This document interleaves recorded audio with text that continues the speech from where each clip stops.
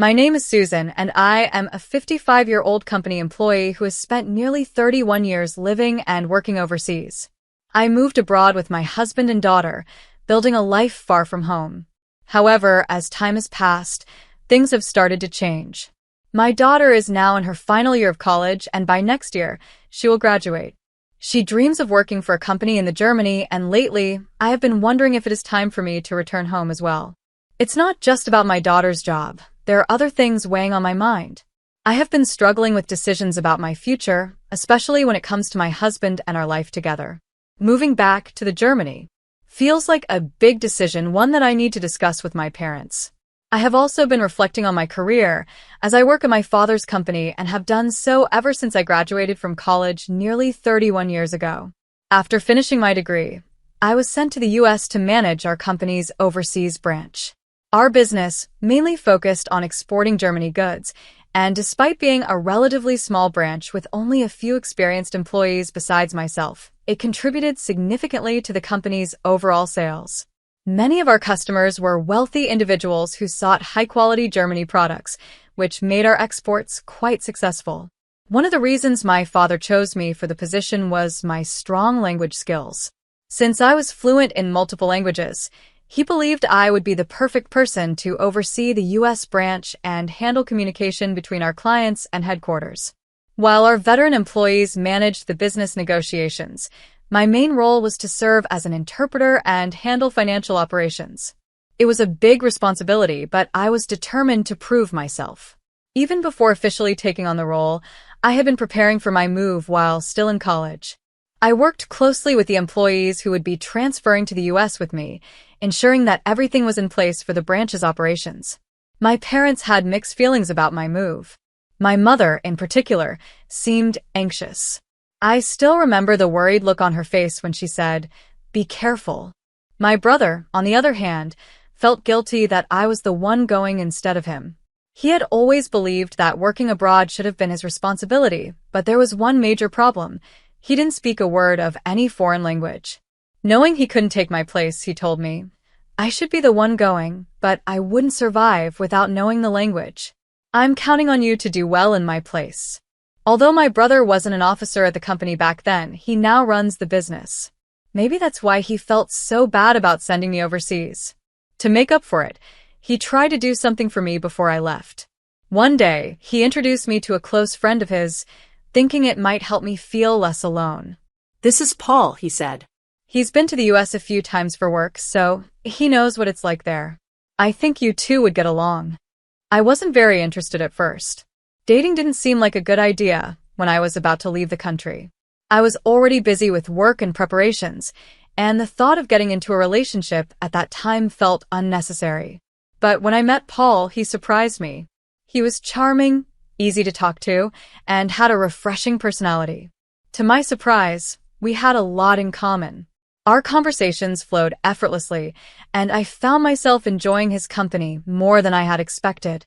I never realized how well my brother understood my taste in people until that moment. Slowly, I started to feel drawn to Paul. What began as a casual introduction turned into something more.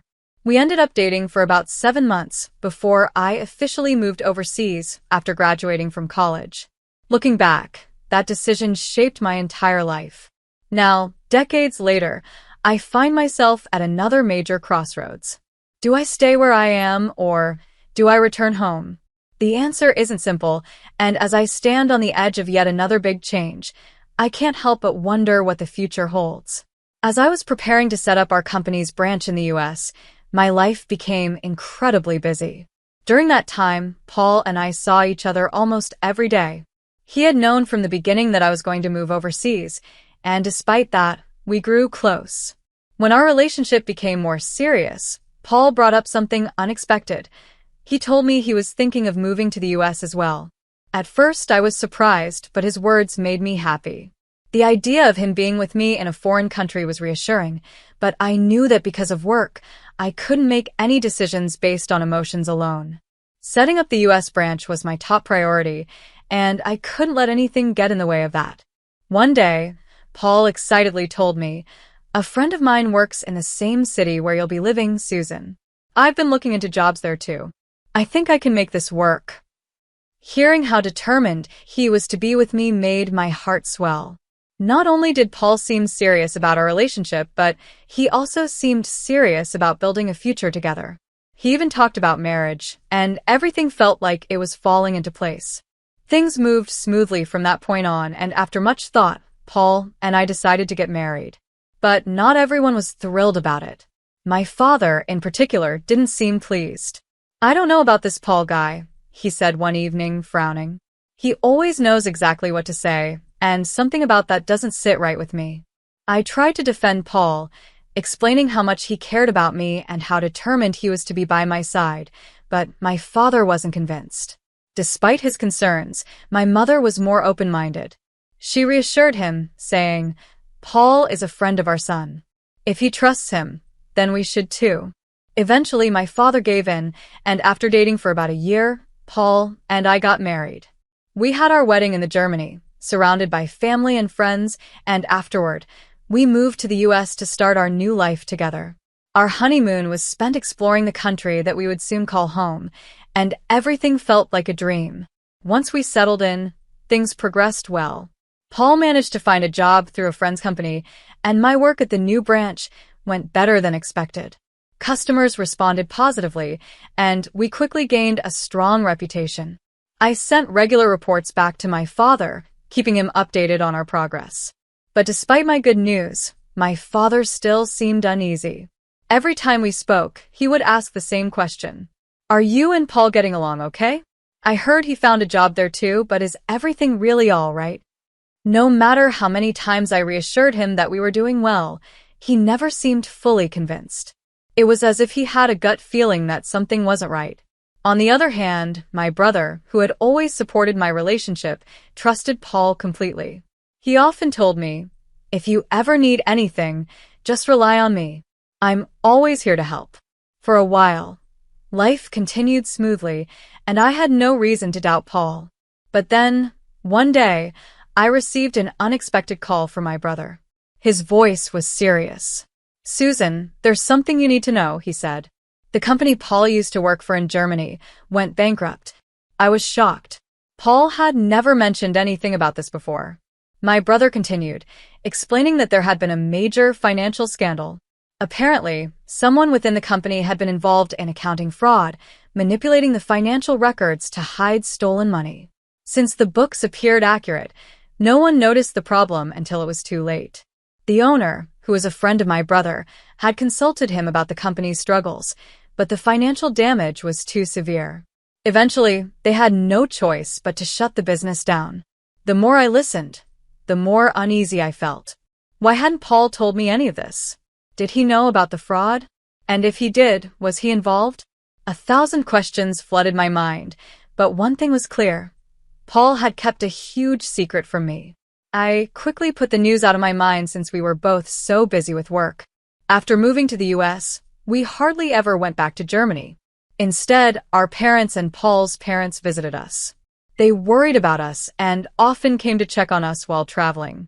They would stay for about a week, sightseeing and shopping while spending time with us. My brother also visited for work, and about 3 years after we had set up the branch, he made a comment that caught us off guard.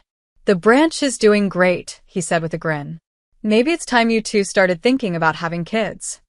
Paul turned red at his words, but to be honest, I had already been thinking about it. Not because of my brother's comment, but because it felt like the right time.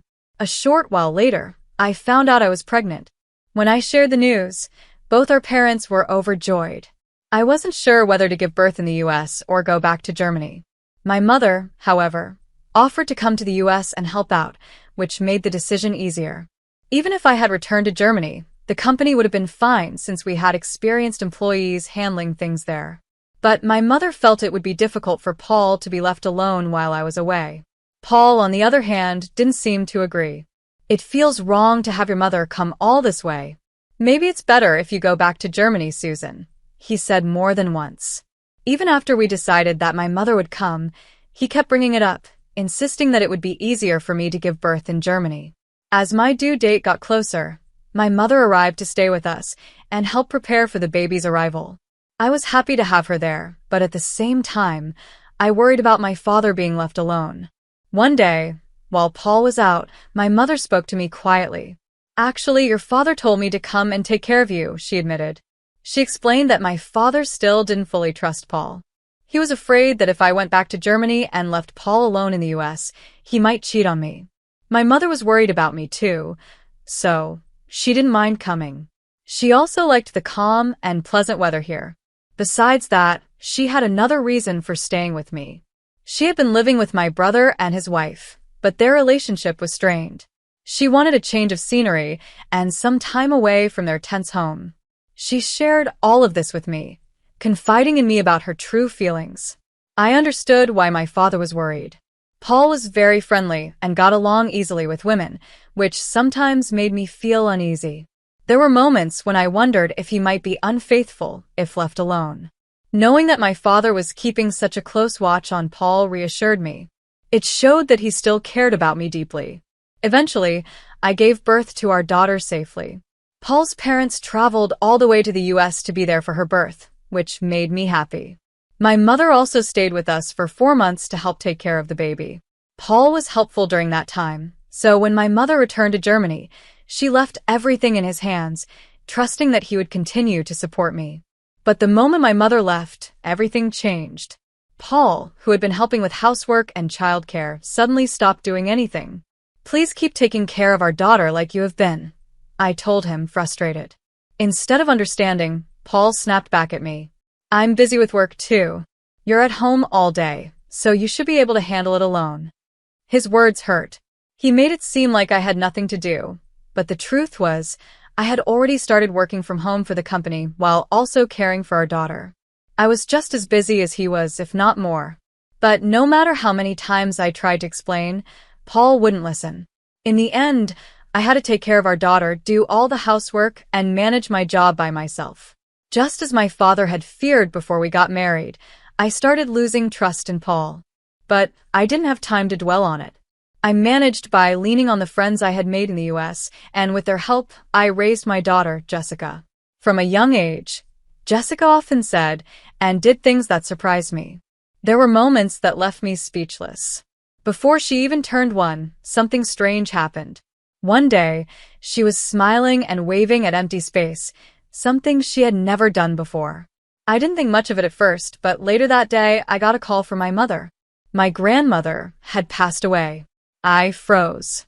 A strange thought crossed my mind. What if my grandmother had come to visit us one last time before passing? And what if Jessica could somehow see her? When I told Paul about it, he didn't take me seriously. "Jessica just waved by coincidence," he said, brushing it off. "That kind of thing isn't possible." At first, I agreed with him. But then, something even stranger happened. When Paul's grandfather passed away some time later, Jessica pointed outside the window and kept staring as if she saw something. We were living in a high-rise apartment, so there was nothing outside for her to be looking at. But she kept pointing, as if she was trying to tell me something. Not long after, we got a call with the news. Paul's grandfather had passed away. I was shocked. I wanted to say something about what Jessica had done, but I knew Paul would only make fun of me. So I kept silent. As Jessica grew older and started talking, she said even more strange things.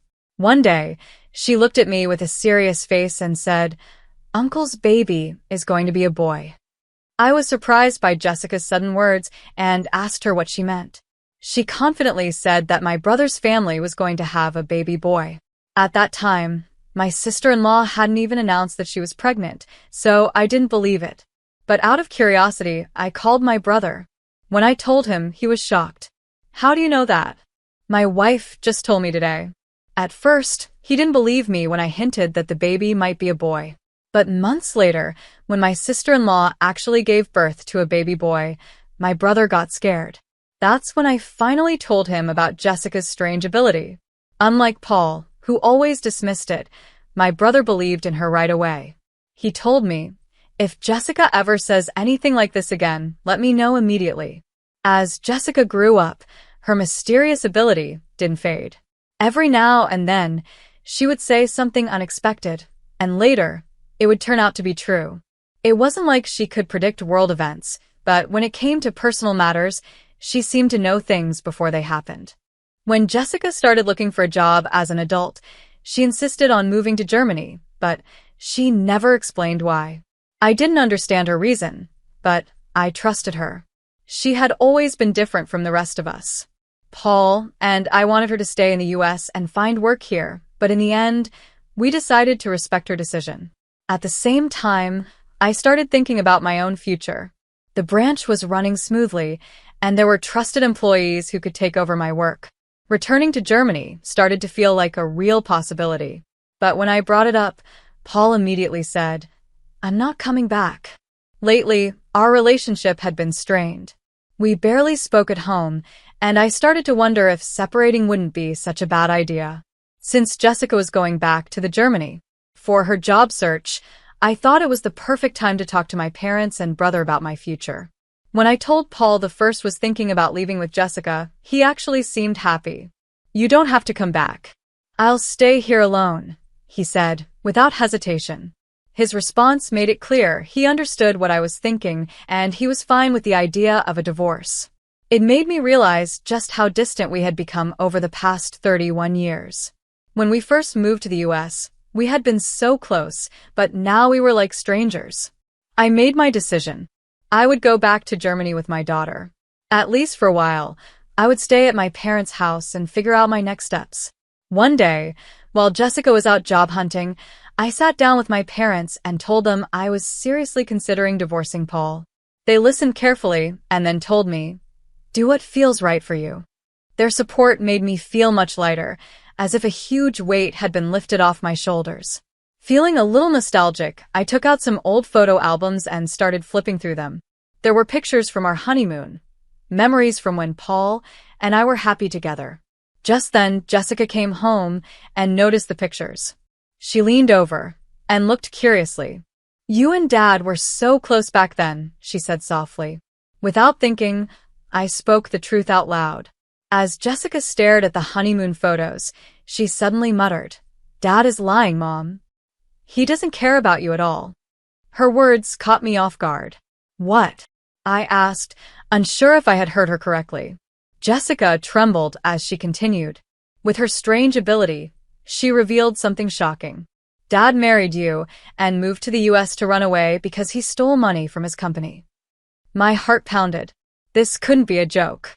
If what she said was true, it explained a lot. It reminded me of the accounting fraud at Paul's old company, the same one my brother had once mentioned. Could Paul really have been involved? At that moment, my brother, who was also home, looked just as shocked as I was. Then, Jessica handed us something that looked like a passbook or an old financial ledger. "I found this in Dad's room," she said. "It looks like proof of the fraud." I was stunned. Not only had she discovered this, but it almost felt like she had returned to expose Paul's past. Paul had never been very involved in parenting, so he and Jessica weren't close. That's why I wasn't too upset at the thought of him getting caught. No matter what happened to him next, I had already made up my mind to leave him. I was ready to rush to the police, but then I hesitated. The crime had happened 26 years ago. Wasn't it too late to do anything? Had the statute of limitations expired? That's when my brother spoke up, sharing something important. The statute of limitations stops counting while the person is abroad. Since Paul has been in the US all this time, the case should still be valid. Hearing this, I was about to go straight to the police when my brother stopped me. "Let's contact the owner of Paul's old company first. He was already trying to build a case about the fraud. He'll be happy to see this evidence." I decided to let my brother handle things. After a while, the police contacted us, and I handed over the passbook and ledger as evidence. I worried that Paul might find out, but there was no contact from him, and we didn't reach out to him either. Even though I had already decided to leave Paul, knowing the truth about his past felt like a punch to the stomach. I had spent so many years with this man, and now I realized he had been living a lie all along. But before I could process everything, Jessica revealed something else.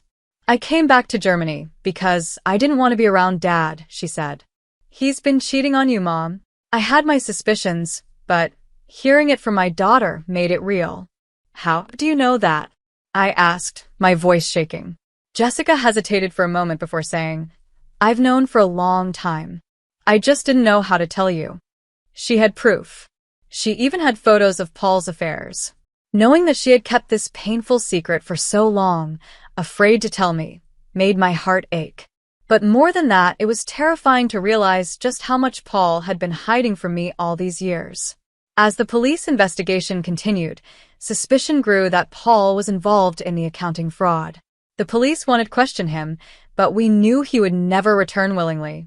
My brother and I didn't know what to do until Jessica came up with a clever idea. Tell him that Grandpa is seriously ill and we need to talk about his inheritance. He'll come back for sure, she suggested. She wasn't wrong. Paul had always been interested in what he might inherit after my father passed away. He had even asked me before how much I would receive. So, following Jessica's plan, I called Paul and told him that my father was in critical condition. Just as Jessica had predicted, Paul rushed back home without hesitation. When I met him at the airport, he greeted me with an eager expression and asked, "Has your father passed away already?" I stood there silently. The next moment, several police officers surrounded him. Realizing he had been tricked, Paul's face twisted in anger. He started shouting at me, "You tricked me? This is cowardly." I looked him in the eye and replied, "You've been deceiving me all along. And, on top of that, you've been cheating on me. That's what's truly disgraceful." After his arrest, Paul was confronted with the evidence of his financial crimes. At first, he admitted his guilt, thinking the statute of limitations had already expired. But when he realized it hadn't, he tried to take back his confession. It was too late. With Paul in custody, I hired a lawyer to handle the divorce, and finally, I was able to officially end my marriage to him. My brother, who had introduced us all those years ago, felt guilty and apologized many times. But I didn't blame him. He hadn't known what kind of person Paul really was. Now that I am divorced, I am also pursuing alimony. I've left everything in my lawyer's hands and just need to be patient as the process unfolds. Thanks to my daughter and the evidence we had, the case of the accounting fraud will finally be resolved. And with proof of Paul's infidelity, I am confident I will receive the support I deserve. One day, feeling curious, I asked Jessica if she knew who she would marry in the future. She smiled playfully and said, "I can see things about other people, but not about myself. Knowing my own future would make life boring, don't you think?" Her words made me laugh. Looking at my daughter, I realized that despite everything, I was no longer afraid of the future. I would continue to listen to her advice, and together, just the two of us, we would live a peaceful and happy life.